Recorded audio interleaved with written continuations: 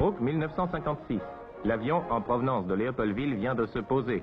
Parmi les passagers, 16 notables et évalués congolais prennent contact pour la première fois avec le sol de la métropole. Invités par le ministre des colonies, ils feront un séjour d'études d'1 mois en Belgique. Des personnalités du ministère des colonies, de l'Office de l'information et des relations publiques du Congo belge et du Rwanda-Urundi, de l'Association des écrivains et artistes coloniaux et de l'Association des Congolais de Belgique attendent les visiteurs sur le tarmac.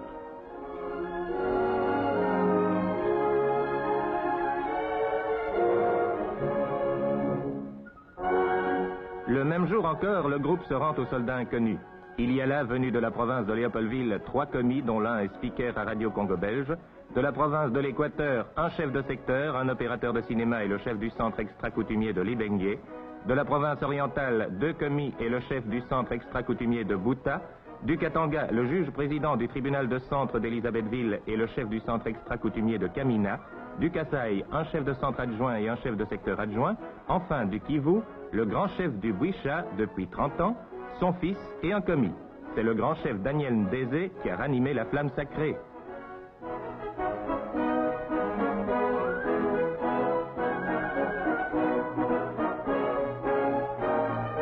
Le geste du dépôt de fleurs sera répété par le chef Daniel Ndézé au nom de ses compagnons. Cette fois au monument élevé au 2e roi des Belges sous l'impulsion de qui nos territoires africains ont été reconnus et explorés.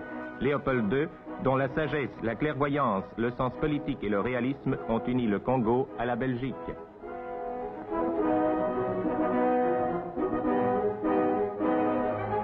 Mais l'œuvre de colonisation entreprise sous le règne de Léopold II devait se poursuivre. Albert Ier, conscient des multiples problèmes qui restaient posés, s'employa à les résoudre en resserrant encore les liens qui unissaient la métropole à ces vastes territoires africains. Les notables congolais se sont donc aussi rendus à Marche-les-Dames, au pied du rocher tragique, où ils ont déposé l'hommage de quelques fleurs.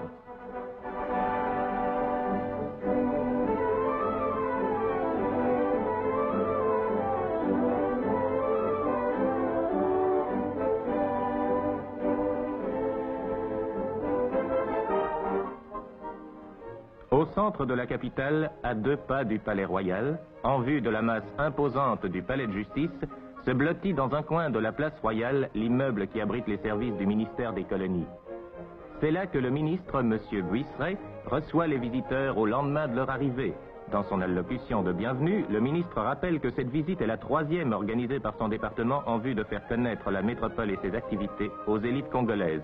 Il engage les visiteurs à exprimer franchement leurs vues et leurs observations